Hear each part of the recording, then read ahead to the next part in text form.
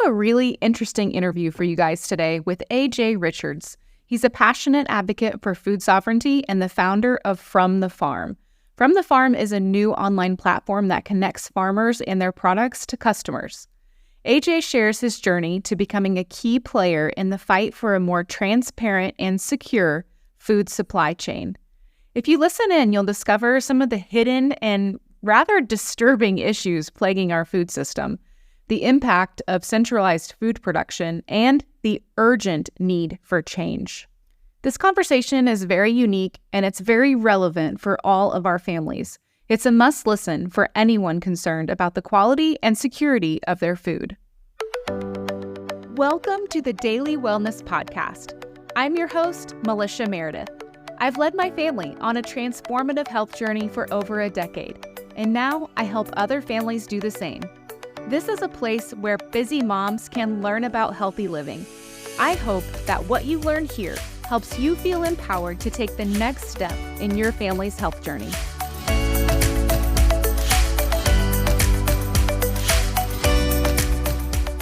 AJ, thanks for joining the Daily Wellness Podcast. Yeah, thanks for having me. I appreciate it. Yeah, I would love for you to kind of introduce yourself to us. And I watch you on social media and I see you really being on the forefront of trying to fix some issues that we have going on with our food supply chain here in America. But I think people are kind of in the dark really about what those issues even are. So tell us about you and kind of what your passion is right now. Yeah.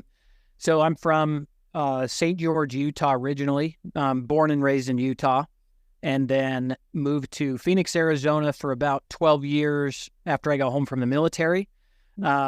So lived there for 12 years. While I was there, I was one of the first CrossFit gyms in Mesa that I opened. And during that time, I started a head-to-head fitness competition that was live broadcast to 250,000 people live. And we basically combined UFC's concept of title belts for weight divisions, and we mixed that with CrossFit. So you had heavyweight athletes going head-to-head with, and then lightweight athletes going head-to-head, and everybody in between. So That's fun. Yeah, so it was a really fun time.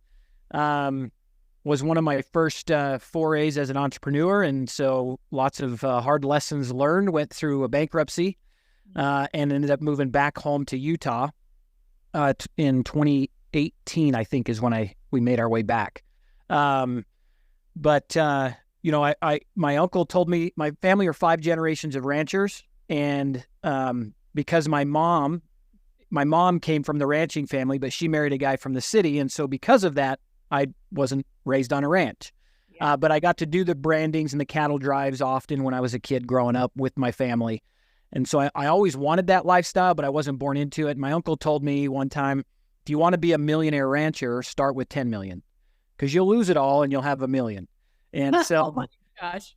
Yeah. So he kind of planted this seed in my head that I had to go and do all these other things just to get into ranching. And so that's why I was doing everything else other than working in ag. And when those other things didn't work out and I was wasting so much of my life not in the place I really wanted to be, when you start over as a bankruptcy, I finally said, you know what, I'm trying to do everything to get into ag. Why don't I just get into ag and make that work?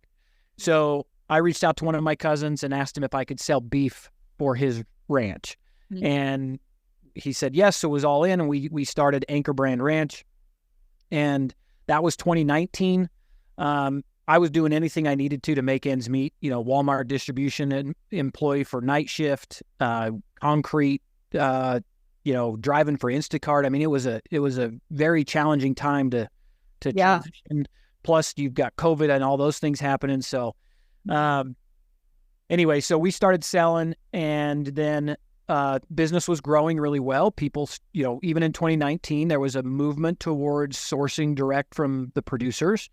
Yeah. And COVID hit and we grew even faster for the first couple of weeks. But then I called to get our next round of processing for our cattle to be turned into beef. And they told us they could get us in a year and a half. And previously it was like, yeah, we get you in next week. How about Wednesday? And what? So the switch turned. And that's when I realized our entire food supply chain was in trouble, because it wasn't just my area. Nationwide, every small processor just got slammed. We can go into why, but that's where I had to take a step back and re-envision what we were doing and what we needed as a nation as a whole. And so that's kind of where everything shifted and took off from there. Yeah. So from that point to now, what do you see as like the main issues that we're facing in our food supply chain? Main issues is big money greasing the palms of politicians. That's the main issue. And that's the same across almost the board, pharmaceutical, food, agriculture. These systems have been co-opted because they've been exploited for the value of a few in any way they can, regardless of the industry, right? And so in the food industry or the food supply chain, that is what's happened. Policies have been made to make it better for some bigger corporations or bigger growers and terrible for others. I mean, even our federal government has had policies in place for many decades to remove small family farmers off of their land because they needed more laborers in factories and they wanted to have more control over larger quantities of land under smaller ownership, meaning, if you have 10 million acres of land broken up with thousands of small family farms, that's a lot of independence. Mm-hmm. But if you can take that million acres and kick everybody off except for one or two, now you're only pulling the strings of one or two.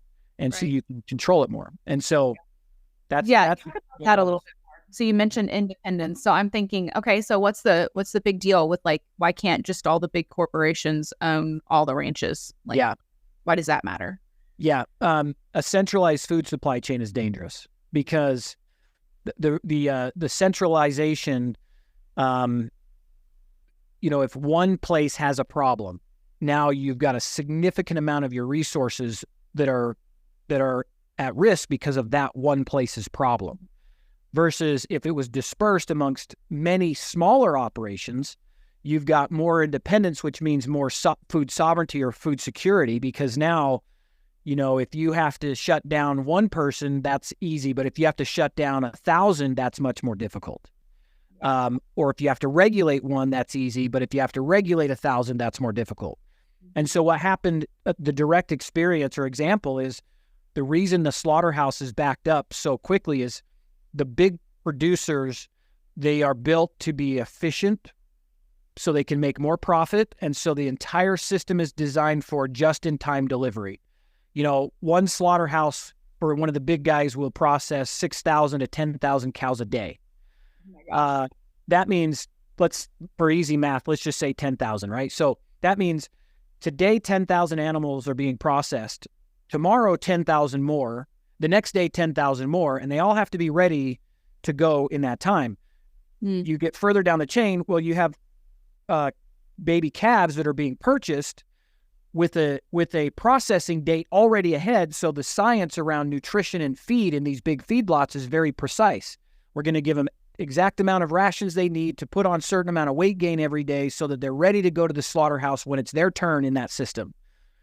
Well, when COVID hit and people went away home sick or they closed the facilities because people were sick, that's 10,000 head a day that's no longer being processed in one facility. And so that downstream effect of just in time, now everybody that had fat cows that needed to be sold, it's way more expensive to hold a live animal and feed it than it is to process it and put it in the freezer. And so they flooded every slaughterhouse they could possibly get into with their inventory because they had nowhere to put it. Many people may have not even seen it, or maybe you forgot about it, but there was a lot of videos during COVID where they were basically digging massive pits and just, they call it culling, but killing all of these animals that they couldn't get into processing and then just burying them because our system is so centralized that event caused everything to break. And now, you've got people that are hungry and yet they're burying hundreds, if not thousands of cows and pigs and dumping millions of gallons of milk into the fields. And I mean, it's because we're centralized. Yeah. And doesn't that cause quality issues too? I mean, for those of us that care about the quality of the products that we're getting, if you're centralizing food and their main motivation is the profit, I mean, you talk about about how they have kind of that process that they go through to get the animal, to the point where they can slaughter it, but they're not so concerned about like the quality of that end product. Right. Yeah. They're focused more on the profit than the nutrient density. Mm-hmm. And one of the biggest challenges and mindsets that has to change is that we've been trained to pay for weight, not nutrients. Mm-hmm. So I can buy a pound of ground beef that if it was overfed corn and grain so that it flushed out all the omega-3s and the essential amino acids and so forth, I'm buying a pound of food that isn't full of the nutrients that it should have to provide sustenance and those nutrients for my body. So what needs to happen is there should be a shift from I'm not buying food for its weight, I'm buying food for its nutrient density. Mm-hmm. You will probably be satiated with a smaller portion, like you'll be full, and your body's getting all of the nutrients that it needs to function. Yeah. And then you can take that even further into the microgut biome and the feeding of the microgut biome and how that's affecting your whole life. Your mental state, your physical capacity. There's a saying, you're going to pay the farmer now, or you're going to pay pharma later. There's no in between. And so if you're not feeding your body the nutrients it needs, you're going to end up with a chronic health issue that then can be taken care of by big pharma, and that's their end goal. They want sick children so that you're on you're paying for their medication for their entire life of that living being. So yeah, there's all kinds of issues with that.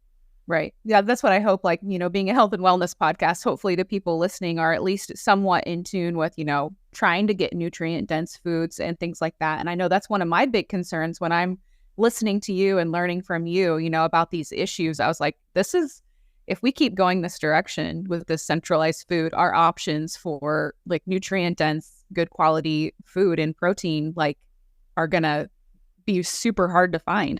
Yeah, that's right. And then that leads into what's causing the loss of our farms and ranches, which is a bigger problem, because these systems are made to be efficient, and because the small family farms haven't had any real support, we're losing them at a rapid pace. We have, over the last five years, we lost 20,000 ranchers every year for 5 years.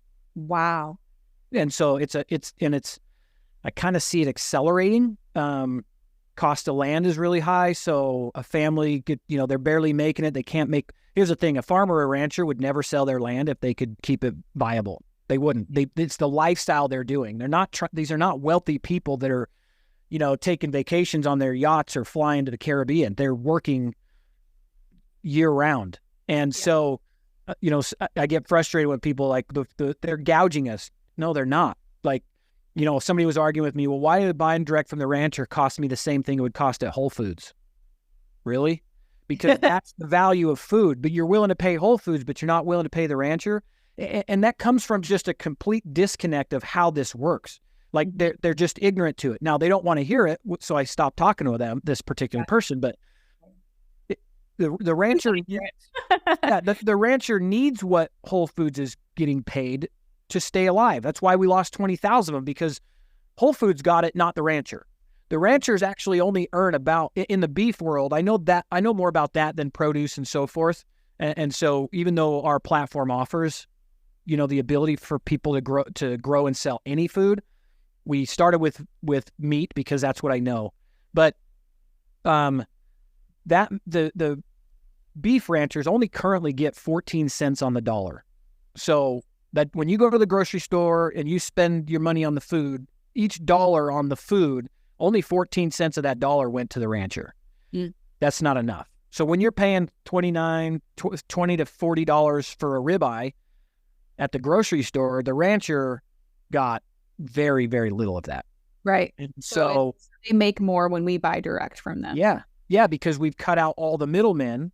Right. And so now they're going to get the majority of the dollar. Now, some of those producers, depending on what part of the country you're in, they don't have the ability to fatten a whole lot of cattle. Like if you're in a desert, like Phoenix, Arizona, or Las Vegas, or southern Utah, if you're in a desert, or San Diego, there's not enough forage to feed enough livestock in your area to feed the population. Mm-hmm. And so there's some regional challenges that do have to go beyond just being local. Right. But places in Montana and Wyoming, the opposite is true. There's a lot more. Most of your neighbors are ranchers, so they're not going to buy local because they're growing their own. And so if we connect, which is one of our initiatives, if we can connect Phoenix and Las Vegas consumers with farmers and ranchers in Montana and Wyoming, then we can serve each other with a much shorter supply chain. Yeah. Yeah. And I want to definitely talk about what you guys are doing as far as, some solutions to these problems. Sure. One question I had was when you're talking about like loss of family farms and family ranchers and things like that, there's been a lot of talk, I think, especially with the, election season coming this year and everything, about foreign entities buying land in our country. Yeah. What are your thoughts on that? Tell us what you know about that. Yeah, that's definitely happening. Solar farms or wind farms or whatever, they're buying up farmland and turning them into special projects, or they're just sitting on it. But it is happening all over the country. That's real news that people can know that is actually happening. I'm going to stay in my lane around the food. Right. What there are other reasons for buying that land, that's up to somebody else to figure out. But each time that land gets taken from a producer and sold to another country, they're not producing on it anymore, and that's production ground that's coming out of our ability to grow food for our own country. Right. And so that's a problem. Down in Phoenix, Arizona, literally in the middle of the desert, there was it just closed down because it got found out and social media rallied. But there was a alfalfa fields that was owned by Saudis from Saudi Arabia, and they were pumping all of the water out of the desert ground to water. So somebody made a deal with them in the government in Arizona, and they bought it for nothing, like next to nothing.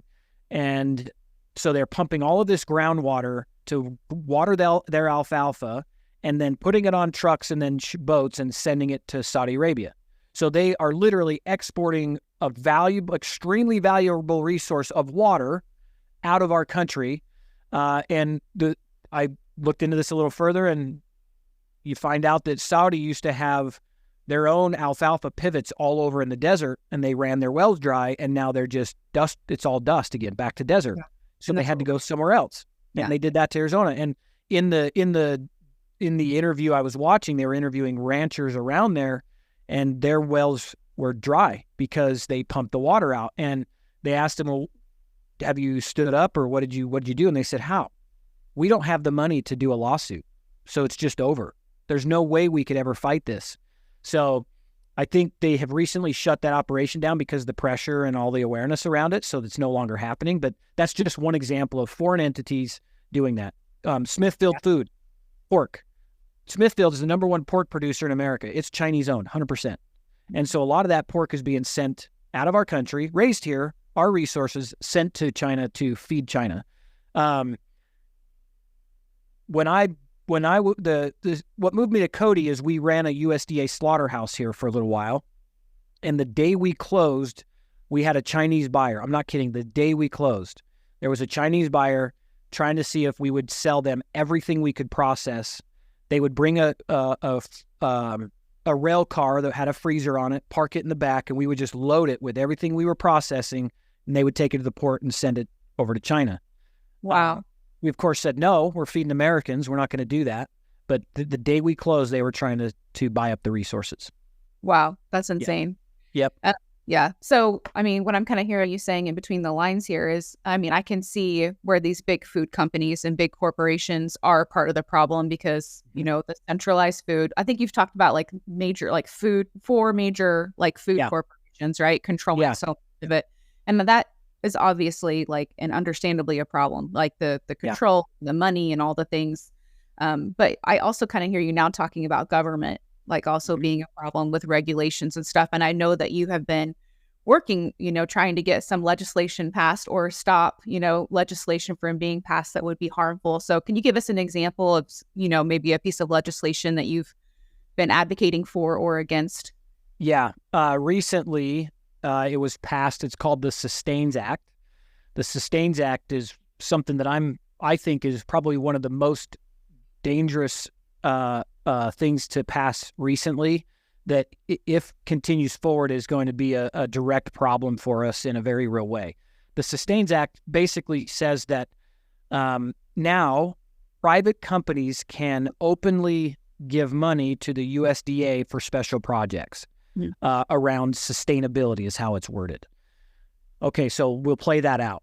You've got JBS is the largest of the 4 meat packers. So when you said the 4 meat packers control 85% of the meat supply chain in our country. 4 companies. You've got JBS, they're a Brazilian-owned company. You've got Morfrig, a Brazilian-owned company. National Beef, Morfrig was bought National Beef. Tyson, that's a multinational company, so it's got investors of all over that who knows. And then you've got Cargill, which is a family-owned company, but they're right up there with the Sacklers and the what's those old names that basically control everything. Right. Not so much disinterested mind. Yeah. And if you look them up, there's been the murdering of indigenous people in the Brazilian jungle that are related to people that are basically some of the ranchers, not all the ranchers. I know there's going to be great people down there, but some of the big operations in Brazil, they're clearing Brazilian rainforests so that they can grow more cattle, so they can export it around the world because JBS has such a big control. Well, JBS, they got to their size because they bribed hundreds of Brazilian officials. That's how they got to the size they are. And our government just passed a law that is no longer bribery. It's open business. You can give us $1 billion for our special projects, and we've just now made that okay. And so now it's no longer under the table bribery. Well, my concern is you've now got these people that have gotten the way they are because of bribery. Now they're paying our federal government, the USDA, directly. Do you think they're ever going to do anything to go against the cash cow that's sending them money? No. They're not. And so now they've got this open lane to controlling and buying up more or influencing other decisions that will close more family farms and ranches because they need more land. Yeah. Or even if it's not land, they want more market share where you don't have a choice but to keep buying from JBS or one of the big 4. Yeah. How can people kind of know about the stuff that's going on? I mean, follow you on Instagram. Yeah. Is that the best way? Are there other ways to kind of stay knowledgeable about some of these things that we could advocate for? I think social media is the best place for it now. Be careful where you're watching. I do the best I can to be as accurate as possible, but I have so much information that I'm trying to take in. What I try to do is get people over the bullseye so they can, like the Sustains Act. Don't take my word for everything I just said, but go look up the Sustains Act and read it for yourself. There may be some nuances that I missed, and nuances matter, so I want to be responsible for that. But because the amount of data I'm bringing in, I'm like, I can't hold all of that in my head while building this company. So I just wanted to get people aware and let them continue their own research. So social media, following the right people, people that are in agriculture, you might as well hear from the people in agriculture directly. In that case, you're going to hear, in some sense, you'll hear some conflicting arguments. You'll hear people for and against grain and corn finished beef and for and against grass-fed and finished beef. The consumer just needs to do enough research to be confident in their own decisions. Yeah. So the main problems, I know we kind of talked about this roundabout, like the main problems facing farmers and ranchers right now, the people that really care about what they're doing, that are producing good quality stuff. Let's just go through kind of the problem solution. One problem would be, not being able to sell their product directly or having kind of a disconnect there. Yeah, we spent 3.5 years before we started building our software asking questions from the producers, like what would actually help? Because if I'm going to help, I want to know what they tell me will help, not what I think. Now, I had my own personal experience in there, so I had a pretty good idea. But the number one thing I kept hearing them say is a competitive marketplace. So right now they're all selling into the system that's designed by those big 4. So they have been trained by the system to grow cows to a certain weight that is of value to the big guys, and then they sell them at the auction. And now they're subject to the market swing of the auction, which those big guys can manipulate. And so what they need is a fair marketplace where it can't be manipulated by a few short, small entities, but they can actually go right to the, and a fair market is going right to the consumer, cutting out the middleman and going to the consumer. So that's one. The next thing is policy. We need every state in this nation to declare a food freedom law. Wyoming has one, and it's phenomenal. It essentially says if it's grown or raised in Wyoming, Wyomingites can buy it, and we're not going to get in your way. You're adults. You make your own decision. We let you decide if you're going to drink. We let you decide if you're going to smoke. We let you decide if you're going to do all kinds of behaviors that could otherwise cause harm, but we're not going to let you decide on your food. Yeah. That's weird. That's wrong. Yeah. And because states don't have that, right? You can't buy. Yeah. Like certain states, you can't buy raw dairy. Certain states, they're killing off your chickens because they say that's the next big problem. Certain states, you can only buy, USDA. I actually don't know if this is true or not, but there are limitations on how you can source beef, whether it's USDA, state inspected processing facility, or what they call custom. So there's 3 kind of levels of processing. They all have their own rules of who can buy. There's a lot of regulations around that, and there just shouldn't be. What there should be is education, real education on what questions to ask your farmer and ranchers, right. how to know if what you're buying is good or not, what their cleanliness, raw milk could be bad for you, and it could kill you if it's produced in a really dirty environment. But most milk producers, if not all of them, they're not doing that in a dirty environment. We buy raw dairy from Stanley. He's 82 years old, milks his cows on his own. He's been doing it his whole life. I trust that guy more than a federally regulated facility. For sure. Yeah. So, absolutely. Yeah. And I would say, like, along those lines, you say we talk about policy and legislation, and that can sound really intimidating to people.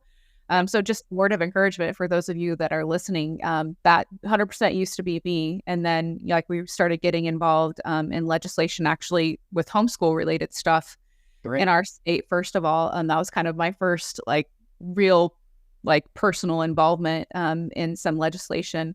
And it's not nearly as intimidating as you think. Your representatives and senators actually like to hear from you.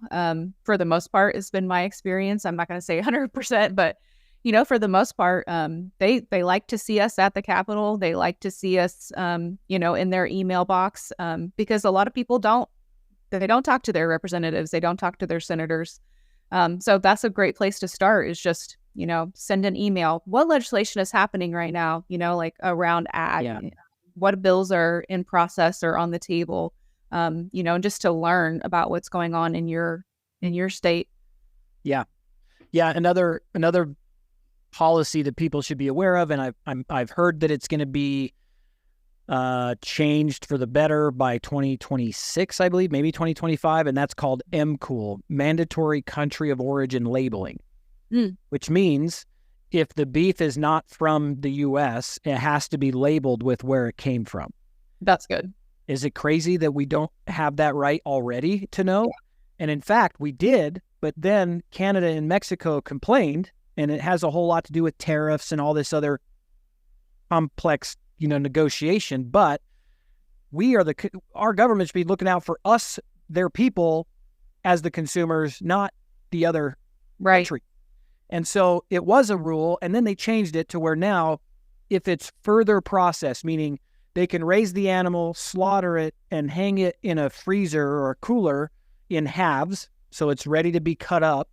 And as long as it's not further processed, meaning turned into ground beef and steaks and roasts and all the things, when it comes to America and they further process it in one of their facilities, they can then label it product of the USA.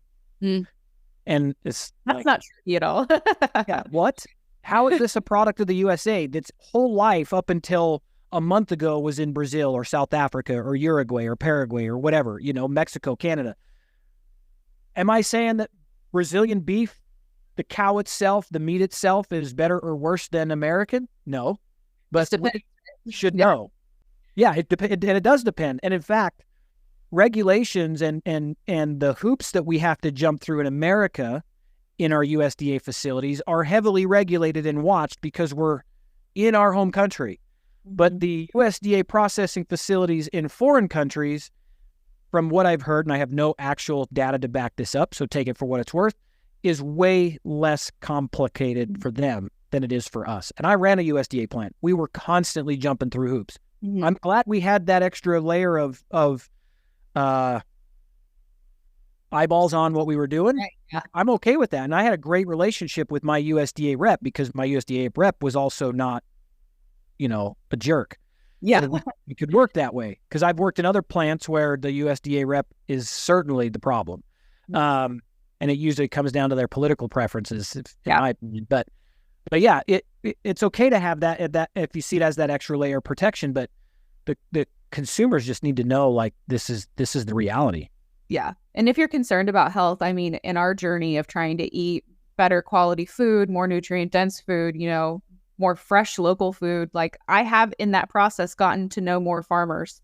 Like that's going to be a part of the process, the better food you want, like if you want better food, that's going to put you in closer contact with your farmer. So you can like see more about like what they are doing. You can ask them questions directly. And so, if it's, I don't think that like all of the meat in America is great. It's not what I would want to buy. Right. I want to know like how that animal was grown and how that animal was butchered and processed, so that I know it's actually providing good nutrition for my family. So just another reason to get to know your farmer. Yeah, absolutely. The other thing that I think is important for people to understand is the vulnerability that we are currently sitting in as a supply chain. So there's so like I was saying, 85% of the meat processed in America is processed by 4 companies. Those companies process in somewhere around 30 facilities. So we're talking millions of tons of beef going through 30 facilities. Hang in with me here because it might get a little intense, but on top of that, we have 20 million illegal immigrants in our country. And there is a large number of them, tens of thousands, that we know are on certain watch lists. And these are all over the world. This isn't just one country.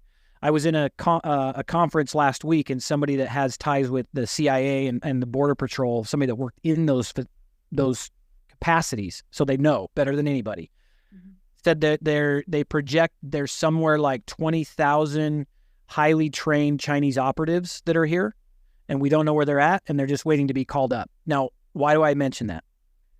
Well, if 85% of our meat supply is going through 30 processing plants, I will tell you that in the military, we call those soft targets. A processing facility is an extremely soft target. And if you want to cause major disruption, you disrupt a food supply chain. And if you only have 30 targets that you have to focus on, and they're underprotected, we have a very real problem. In 2021, one of the big 4 they were hacked, and they shut their whole system down. They had to pay an $11 million Bitcoin ransom to unlock their system to keep producing. So if you remember when they were limiting the amount of food you could buy at the store, or you didn't have any at all, depending on where you lived. Yeah, that's what our supply chain is looking like, and we are in a more heightened state of. Listen, this isn't AJ telling you this. We've heard from the CIA director himself. Right. We expect an attack to happen. We already know they're here. We already know they're planning things. We don't know what they're planning, but people just need to be vigilant. Yeah. Well, vigilance is preparing for food. Human beings need 3 things: food, shelter, and safety. Now, I'm going to just lump water in with food. I don't feel like we have the right as a people anymore to just think that somebody else has us. Like, I can just go to Walmart, I can go to Albertsons, I can go to whatever your local H-E-B, whatever your grocery store is. We don't have any right to assume that should be there. Yeah. So that means from that perspective, we start saying, okay, so what can I do to be responsible for my own food supply?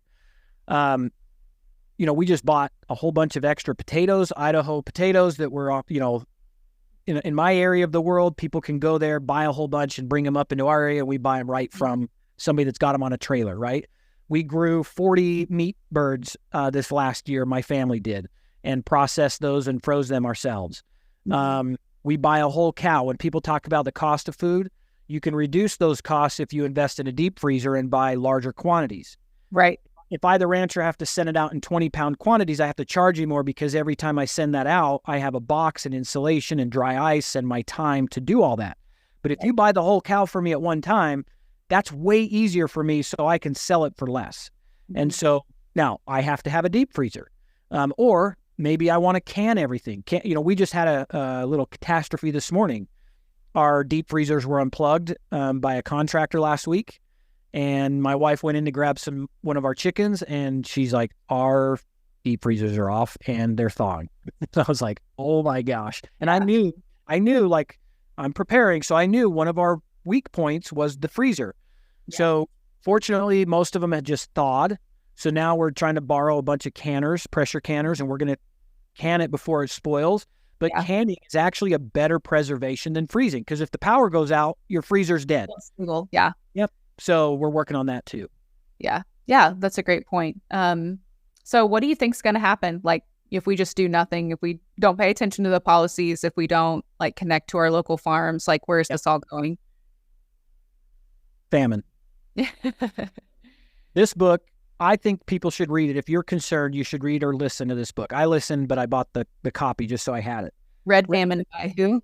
Red Famine by Anne Applebaum. Stalin's War on Ukraine is what it's titled. But in 1932 to 33, there was an event titled the Holodomor, or been described as the Guladomor or Holodomor. It means death by starvation. So what happens is they centralize their food. So we're centralized. So the government centralized their food and then forced people to grow for the government, which, by the way, that's already happening in our country. It's just done under subsidies. In other words, the government's paying you more for what you're growing than what your growing is worth, because it's all corn and soybean and things that we don't need that much of. But you can't not grow it because the amount of money they're paying you for the product doesn't allow you to pivot. Like you have to grow corn because that's the only way you can stay viable, because your operation isn't set up for anything else, right? So we are centralized. And so what happened in this scenario, Stalin ended up making urbanites feel like rural people were not people, just like Hitler did with the Jews. Made people that did those atrocities, convinced them that they were lower than human, and so that was fine.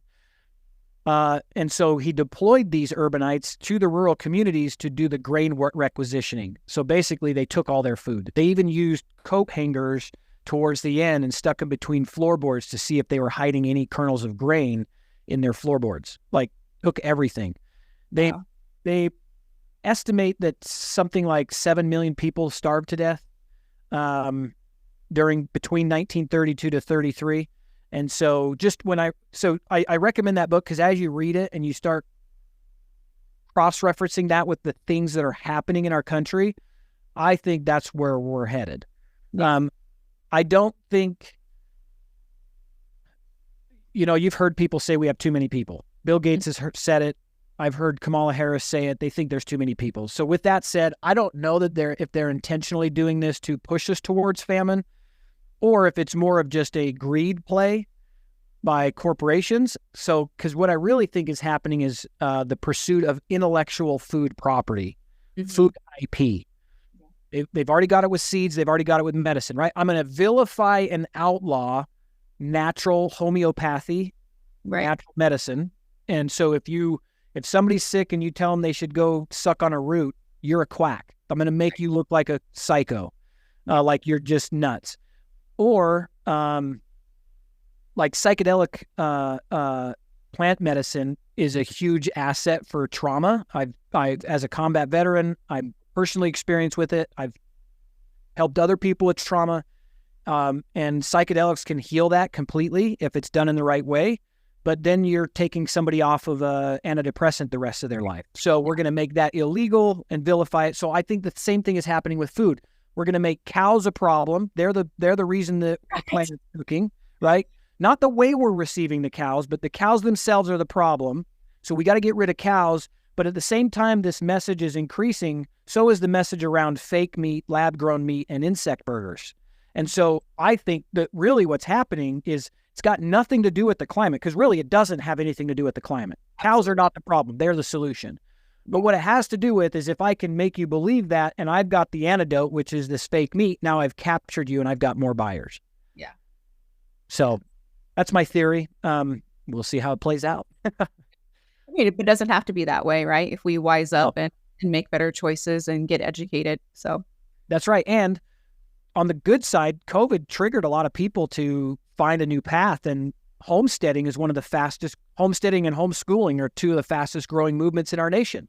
Yeah. We homestead and homeschool, and that accelerated because of COVID. It's something we always wanted to do, but after COVID, it was a very focused effort to get to where we're at now, because we want to be sovereign. We want to be able to rely on ourselves as much as possible. Yeah. So tell us about what you're doing From the Farm and your new software and everything. So seeing these issues, we recognize that there's a better way to do it. Because I come from 5 generations of ranchers, I recognize that their skill set isn't always being in front of a camera or talking to the consumer.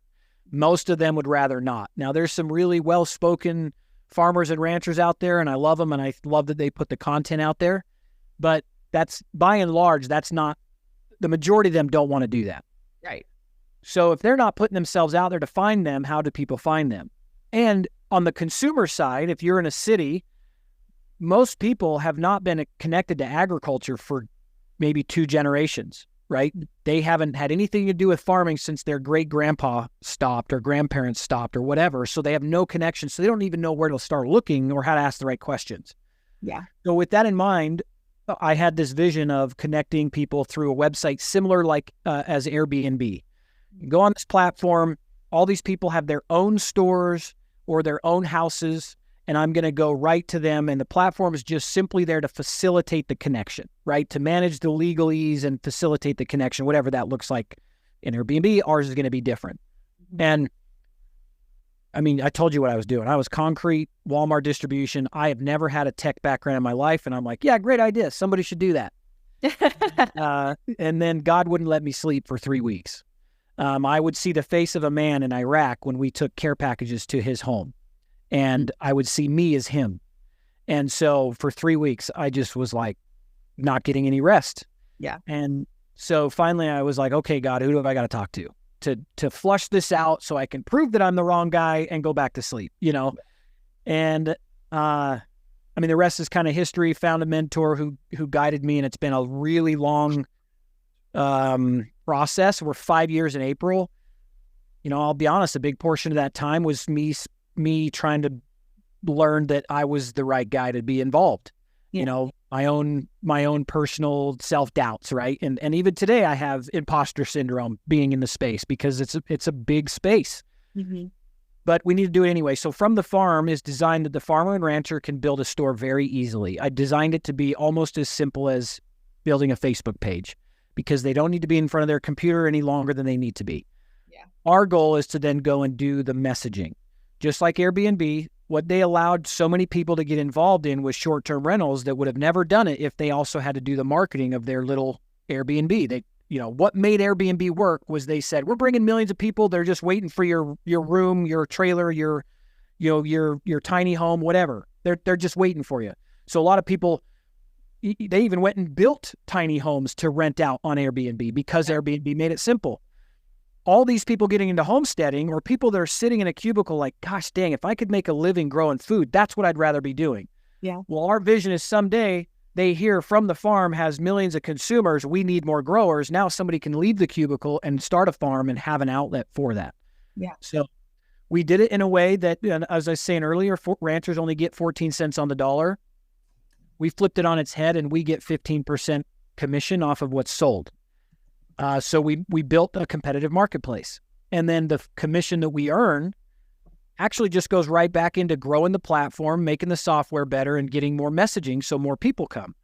Where we will make our profit is through affiliate partners. So that complement food or complement the production of food. So you come on and you buy steak, and there's steak seasoning from a company that we've vetted and we love them, right? We'll make our commission and our profit off of the steak seasoning, not the steak itself. The producer needs that. And so because of our commitment, we've also declared that we will never sell. So we're not doing this to grow it, just to exit on some big VC exit, because God called me to do this so that I'm not watching my grandkids starve to death. And the only way that I think we can protect it is if we, the people that founded it, maintain control. So we just launched a crowdfunding campaign, in fact, to help fund this, at least in the beginning stages. Our campaign is called Feed the People, Buy the People. And if people want to help and invest, it's actually an investment. You'll get a return on your money as we grow, but we wanted to let the people be responsible for growing a stable food supply chain. And we're just praying that there's enough that want to see that happen, because we can't do it if it's all us. There's just no way. We cannot compete with the big four or any other big food dollar for dollar. It has to be collaboration of the people. And so that's what we're up to. This is something that people can use now? Yeah, it's live. We soft launched in March, so we've done a lot of iteration and growth. So we've done quite a few transactions already. People are connected with farmers and ranchers. Usually the comment I get from people is there's nobody in my area. And we know we're growing. I could go raise $20 million and grow fast, but now we lose control. So we've got to do this organically, and people need to be patient. But those are great farmers and ranchers that'll ship to you. So even if there's nobody close yet, and if you don't have a source close to home, use them. Yeah, absolutely. That's awesome. We'll definitely put all that info in the show notes for everyone. Anything else on your heart that you'd really like to share as we wrap up? Yeah, maybe we should just talk about, because you're focused on the health, a little bit about the nutrient density and its impact on our bodies, right? So I don't know how many of your listeners have heard of the chemical, I think it's called atrazine. Atrazine being sprayed on food, it's a pesticide. And atrazine has been directly linked to, they've tested it on male frogs. It turns them female. And so if your kids are eating food sprayed with atrazine, if we look at the rise in transgenderism, and we try to figure out, why is this all of a sudden such a big thing? Not that there wasn't always people that identified that in the past, but the volume of the people now is not natural. That isn't natural. Something changed. And something changed over the last decade or so. Well, there's evidence, scientific, real science, to say food's being sprayed with these chemicals. These chemicals are changing our hormones, and our hormones are causing mental health issues. And that's affecting everything in our life.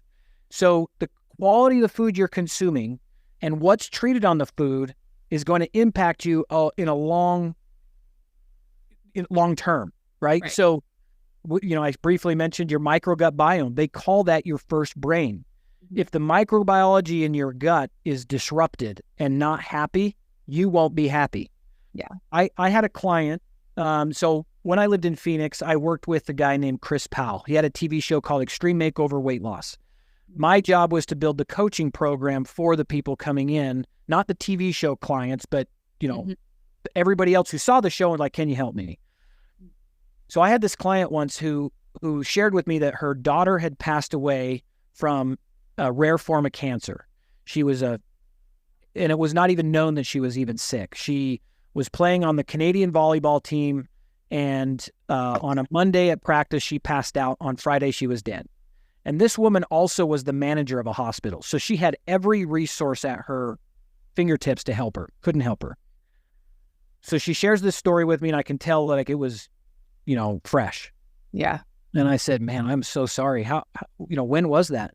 She said 7 years ago. And I was like, holy cow. Like, you wear it as if it was yesterday. Anyway, what it came down to was I had just read an article about grain causing inflammation in the gut, and that not being allowed, then that inflammation, because you have a villi, right? Your villi in the gut. These are little fingers that stick in your lining of your gut.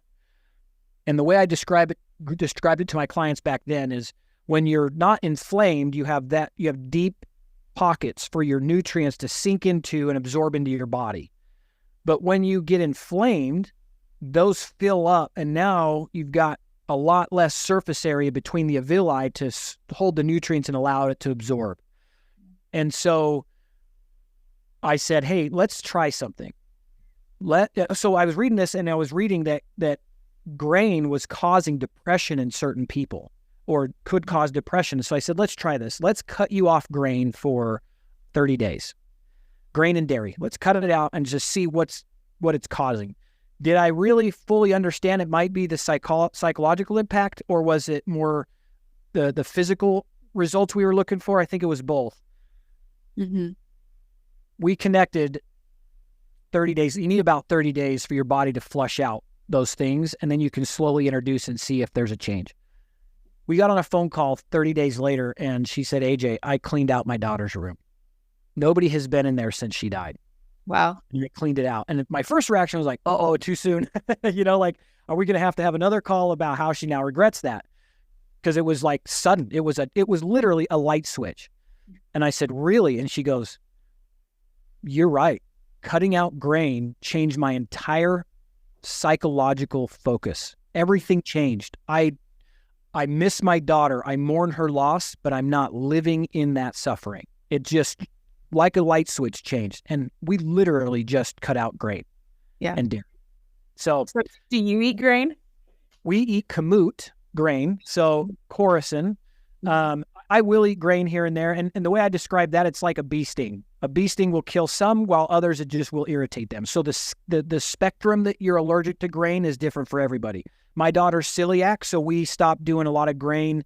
We picked the restaurants where we're going to go on the road that doesn't have grain. It's challenging, but frankly, her being discovered, our discovery of her with celiac changed our family's whole future diet, and for the better.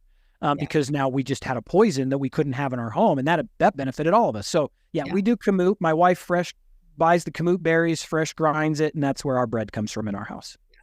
I mean, I think grain, ancestral grain was a lot different than the grain that we have available to us today. So that's I think this is a very nuanced conversation when it comes to grain. The grain itself is a little indigestible, but then, you have GMO grains, you have all the pesticides that are sprayed on grains. And so it's just a whole thing, for us to be considering what we're eating, but then also what our animals are eating that then we are eating, right? Yeah. If it doesn't make us healthy, it also doesn't make them healthy. Yep. Right. Yeah. Exactly. Yeah. And so now I have heard, Dr. Stefan Van Fleet, Bionutrient Health Institute, he's with Southern Utah University, or Utah, I think it's Utah State University. They've been doing a lot of research on the feed and forage that livestock eat and how it impacts downstream. They've got one of the most comprehensive studies right now, which is soil health and its impact on feed or grass, the grass health and its impact on the animal, the animal's consumption of that and its impact on the human. Usually from how he described it is they'll take one section of that, a university will, and just look at soil health, or they'll just look at forage health. They did the whole spectrum. And he said that, when we talk about glyphosate, for example, on feed, they haven't been able to find any evidence. This is good news. They haven't been able to find any evidence that when a cow eats grain, that glyphosate then transfers to the meat. They haven't been able to find that yet. But with that said, they have found microplastic in meat, right, from what cows consume. And so I think they need to keep looking. I'm not a researcher. I'm not a scientist, but that's what he was saying, that as of right now, they haven't been able to find that the food they eat transitions into the meat. Now, the food they eat will definitely change the quality of the meat, right? Like we were saying earlier, if all they're eating is corn and grain, you're actually eating an animal that will die in 2 years if they sustain themselves just on that, because they're obese and that's not healthy. Well, that does translate into meat. Your omega-3 to 6 ratios get off, so now you have more inflammation. Your phytonutrients, essential amino acids, non-essential amino acids, they're pretty much gone. You might be higher in vitamin K and some other things, but the natural nutrients, you're going to be significantly reduced in those if the animal was finished for a long time on corn and grain. I don't personally have a problem with a free choice or something like that around corn and grain, because they will eat it. But when that's the animal's entire diet just to reach a weight of slaughter, I think that's the delineation there. Yeah, absolutely. I mean, that makes sense because, I mean, they were created to eat a certain way, right? And Yeah. same with us, right? So we also, it's just the whole logical thing when you really think about it. Yeah, Yeah. exactly. Yeah. Yeah. Awesome.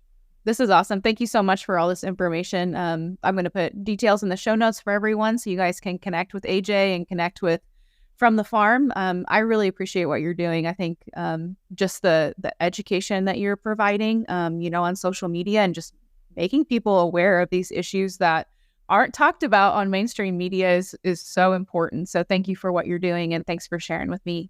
Yeah. Thanks for having me on, Militia. I appreciated you reaching out. Thanks for listening to today's episode on the Daily Wellness Podcast. We hope that you found it helpful for your own wellness journey. And if so, we'd love for you to leave a review. Then come back and listen for review shoutouts on upcoming episodes. For more information, check out the show notes and connect with us on our website, dailywellnesscommunity.com.